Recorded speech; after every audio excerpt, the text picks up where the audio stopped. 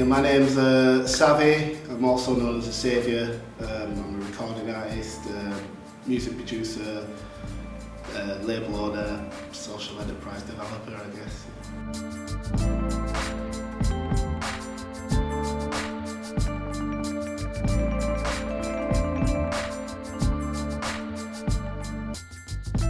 I mean, it's a small town we're from, so it's got its pros and cons. Pros, people are around you usually, it's walking distance or it's a trek, but it's still, you can get to them quite easily. Cons are, the north is kind of neglected to a degree, so facilities and the opportunities aren't the same, so you'd have to go that extra length to make something happen. To the degree of, I actually did move. I've lived in Manchester and London, and pursued my music career in both cities, and built up the following and my own imprint there, and then took it back home. So it was kind of like, but that was at the time when Dropbox wasn't around, and WhatsApp and Facebook wasn't as speedy, and you couldn't send huge big copy files with your album on to someone to mix and stuff, so those facilities weren't there. So now so much it's not as relevant,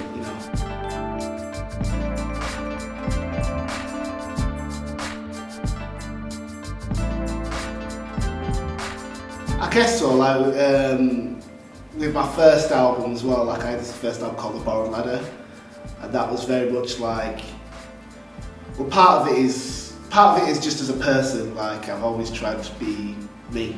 I'm not trying to, I've seen the hip hop, because that's my roots, hip hop. I mean, I've expanded into so much more than just hip hop now. But initially, hip hop within this country was led by London, and I was kind of like, yeah, I love that, but I still want to have my identity and represent where I come from, not trying to change my accent or anything like that. So my first Borrowed Ladder album, it was very much like, if you see it, it's fundamentally an image of Huddersfield, the McAlpine Stadium in the background. There's my cultural background, my parents from Carriacou, like where they came from. There's Ford Escort with its wheels off. It's just the teen pregnancy issues. I addressed the issues in the cover as well, so it was kind of like, that was almost like, it was grew up north, but I tried to present that to the world, kind of, do you know what I mean? Not like trying to chase something, but like, yeah, have a look at Huddersfield or the north, basically. Yeah. So I kind of, I cater to it, but to a degree, everything, life's what you make of it, isn't it? It's like, it's only as grim as you let it be.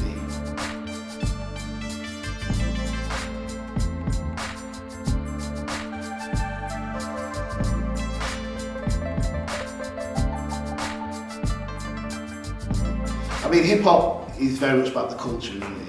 It's more than just rapping on the stage. It's graffiti, it's breakdancing, it's jamming, and then there's even elements that have come in through time and stuff. Whereas rap, it's straight.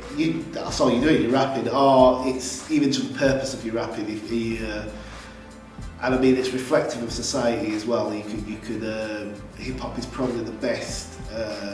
Black mirror, if that makes any sense to you. Do you know what I mean? Yeah. Hip hop's probably the best black mirror in society there is, really. Do you know what I mean? Because it's the most up to date. Do you know what I mean? And constantly, it affects society, and it's also a reflection of society at the same time. So our culture has gone forward into a less, knowledge is sometimes frowned upon and stuff like that. So we've gone in that direction. So, but everything has its place. So for me, music, someone like Tiny Temper and someone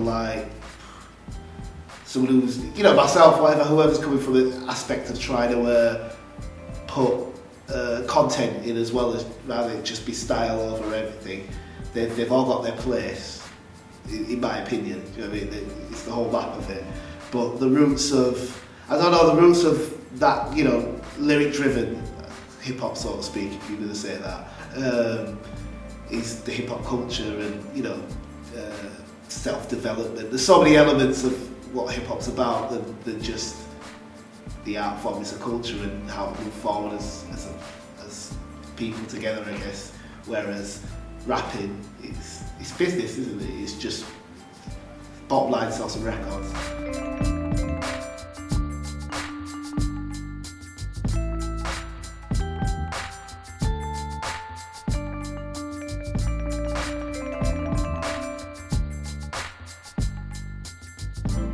don't know, I mean, hip hop's very much a worldwide genre. Like, you'll hear hip hop in everything now. Like, even like, I remember when Eminem came out and he did Stan, and then you had, was it Dido? He sampled her. Like, no one knew who she was, but as soon as that was sampled, it made her album go to #1. And you know, these things affect each other. So I mean, up north where I'm from, I don't know. There was an element of something to prove, definitely. But that is hip hop anyway. Like, you're always trying to prove and outdo the last thing you did and all the rest. It's like street culture as well. It's kind of like, I can only talk for where I grew up, but like in London, there's so much more influence. Like, it's how grime took a hold of it's almost, that's the real hip hop in London, almost to a degree. But there's a degree I understand it. I lived in London, and I do know it's just more connected to. There's like culture of your family. There's culture of genres of music, but then there's the culture of just in the streets of London or the streets of Huddersfield, or you go to, say, South London, and they, like a white kid will talk in patois, but he's not trying to be black or anything. It's just, that's how he grew up. Like, everyone on his street spoke like that. That's how he grew up. Whereas up here, we've had almost like a purer influence of what hip hop's about. And then, I don't know, we had a period, I don't know, when I was growing up, we had like, it's the same, we had like 4 record shops in Huddersfield that were all stocking good hip hop, and like, even the record shop owner would laugh at you if you picked up what's this then? It's like, so the shop owner knew what was good hip hop as well, whereas now it's so much more just the product. Well, we don't have the stars, do we? Do you know what I mean? But I would say I guess we had a purer influence of what hip hop was. You know what I mean? It wasn't just channeled into. It didn't get commercialised as quickly up here than it did in London, so we had a chance to really understand it and really like listen to different artists, that whether they were big or not, we didn't know. Yeah. We just knew if we liked it. Whereas London, it was kind of. I'm not saying that's all it was about, because obviously I've lived in London. There's a great scene there, but it's just the nature of it being commercialised quicker, I think.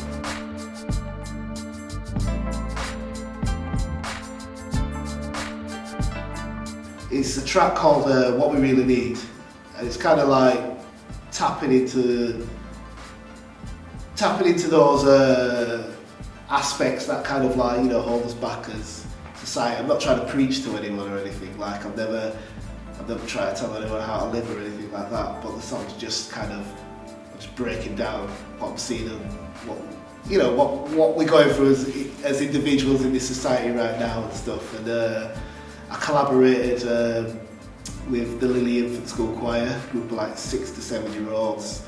And it was kind of like I wrote the song, worked with my band, because I tour with my band, which is what they call the Asaviour, named after my literally my first record I put out on Low Life Records.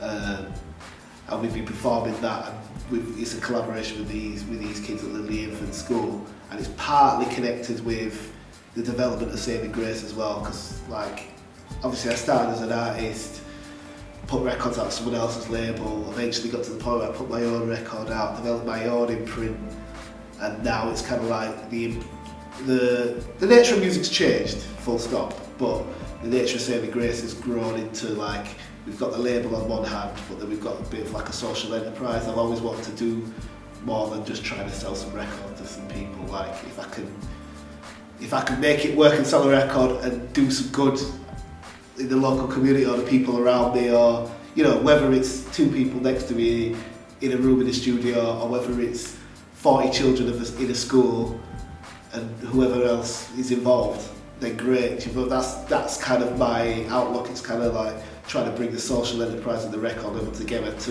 for a good cause and trying to say something positive. So it was kind of like, it was a process, trying to get the kids to rehearse and getting to the location, because we did it at a place called Lothington Hall, which is on the outskirts of Leeds, like a big stately home, like a lot of gold leaf everywhere and stuff like that. But it's kind of the juxtaposition of the whole point of the song. What do you really need? Like,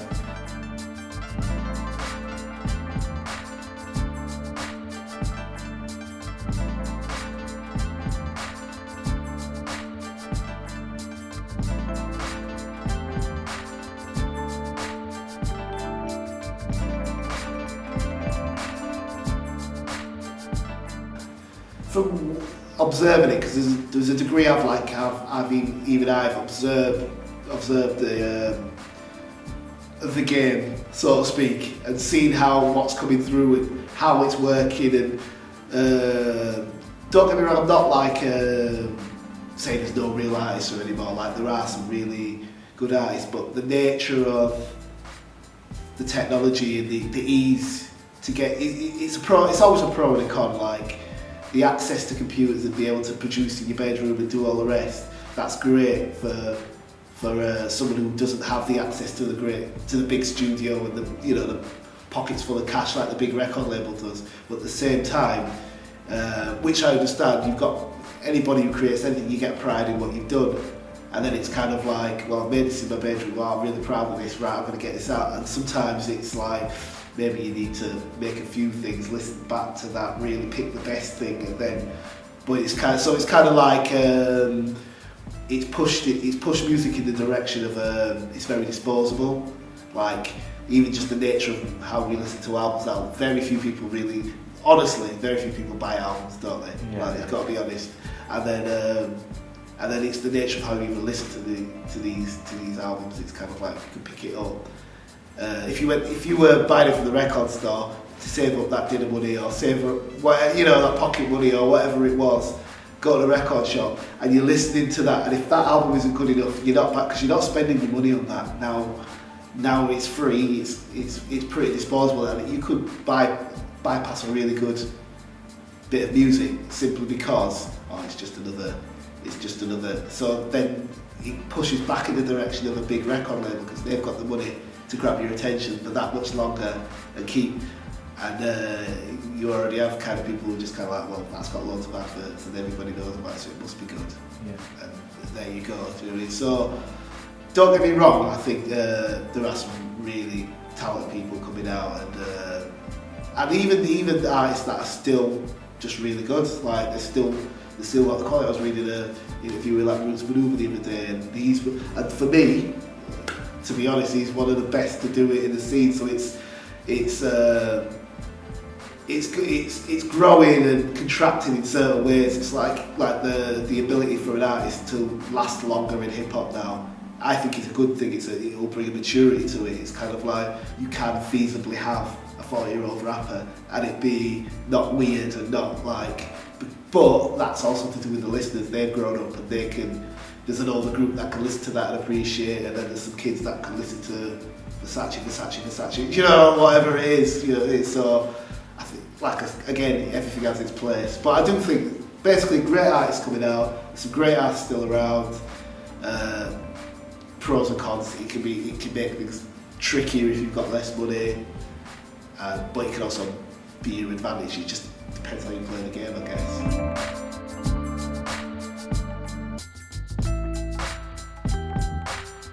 Well, that's my home, isn't it? Huddersfield's my home.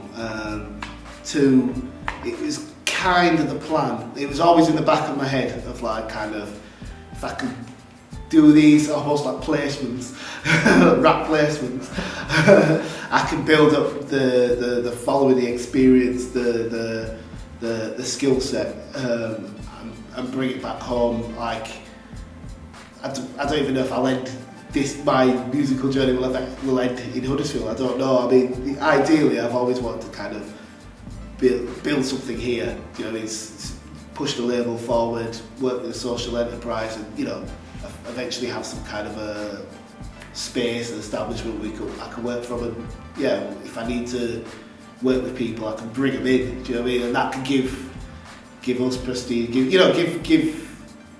other kids an opportunity. Do you know, like I could. Say like Professor Green or something, I'm pretty cool with him, or DJ IQ, I could bring him from London, his name, with some kids that want to, learn how to DJ. That's just so much more real to them than, don't get me wrong, there could be a DJ down the street who's just as good, but it doesn't register in the same way, do you know what I mean? Yeah. So it's that kind of thing that was kind of always a bit of the plan to bring it back home.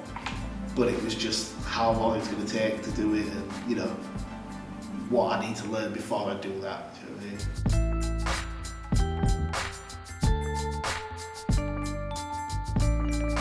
what Yeah, it definitely does.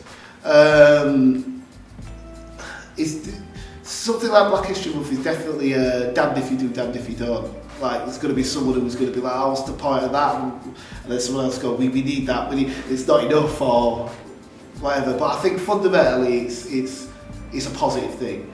There are a lot of people, and this is no critique on the education system, do you know what I mean? I have to accept that we are in England, and do you know what I mean? The majority of people who are qualified to be teachers and set curriculums and all the rest are from England and probably from Middle England, and you know, all the rest. It's the opportunities that have got them to where they are to be able to. So I do understand. Like even when I was younger, like a history lesson in my class was a bit like, right, okay, I know about World War I and World War II, but I've not heard about any of, you know, as things go along, you know, you might go on a computer a little bit and find out a little bit. It's like, who are Burkers then? And who are these? And what's this about gold in Africa? But we didn't get taught that, but it's, at the same time I can understand it. But then at the same time, times are changing. You know what I mean? It's a lot more, like I said, the middle class has grown to a lot of other cultures and races, and you see it now. Like my friend the friend that I grew up with is now, I think he's an English teacher down in London, and that, do you know what I mean? That affects those children. Do you know what I mean? Just going to school every day and their teacher is black. It does mean something about them becoming president, whether it's a setup or an ambush or whatever. It directly affects people. So I think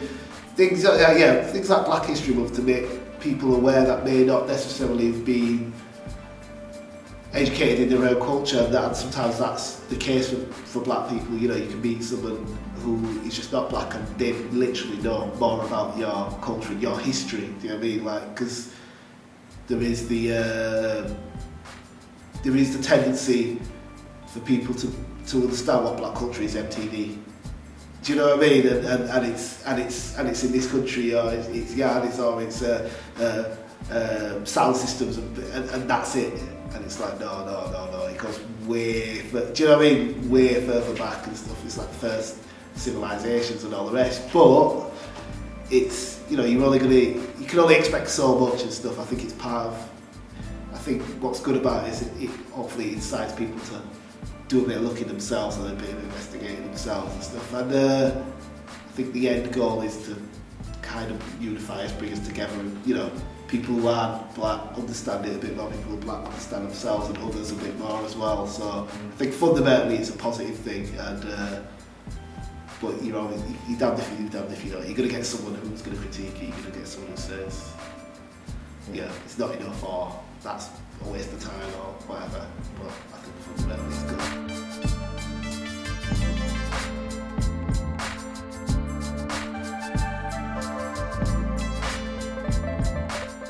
In different ways, yeah. I think improved and worsened in different ways. How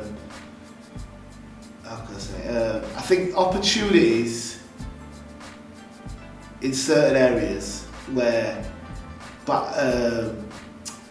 have developed, and please don't take it. Well, you know, it's my opinion, I guess. Yeah. I think it's kind of like, and I hate to. Yeah, is it Abraham Lincoln who freed the slaves? Yeah. Like, when he freed the slaves, don't get me wrong, it was a great thing he freed the slaves, but his motivation for freeing the slaves was to win a war, not to free slaves. Now, I'm not saying like we live like slaves now, but I think the nature of fundamentally it's positive, but the nature of opportunities to more black people is not necessarily. Yeah, there are people making active, positive discrimination and all the rest, but I think fundamentally it's about business, economics rules, and I think a businessman sat down at a table no longer can afford to go, I want to pick him because he's white and not pick him because he's black. I need to pick him because he'll make me more money. Oh, he's black, right, okay, whatever. Do you know what I mean? That's where we're at now. Don't get me wrong, it is fundamentally a positive thing, but I'm not sure it's always decided on equality. It's more economy.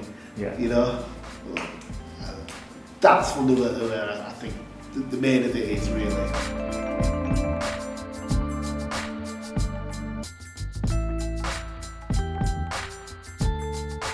Developers are nice, that's one of my goals. I'm like working on my next album, which I can't tell you the title of, top secret, but I'm working on that like production wise myself, but also because I play with my band and tour with my band, they play elements in the album now. We're just working on trying to make the best album of my career, kind of like make something that's, you know, could stand up against any album against it, you know, whatever genre it is or whatever country it's from. Push the social enterprise forward, and make it really connect with the label, so we can have like the whole feasible. Don't get me wrong, social enterprises are great, but sometimes kids do a workshop like a music project and it ends with a CDR. What I want to do is try and make it really work across the board. So, you know, take someone that we could be mentoring in the social enterprise and take them all the way to the label. You know, debut release, keep releasing with us if they want, maybe help them go to a larger label, maybe they just want to get some experience working in an office, and we can set them up to then just get a normal job that they can just say, I've had work experience with these guys, turned up on time, everything. You know, success is different for so many different people, do you know what I mean? So like even just a kid getting up every day for a month and coming to us could be success, or a kid that made a song and we put it out and it goes to #1 in the charts. Like, they're both successes to me, just what elements I can help people with and help myself with at the same time.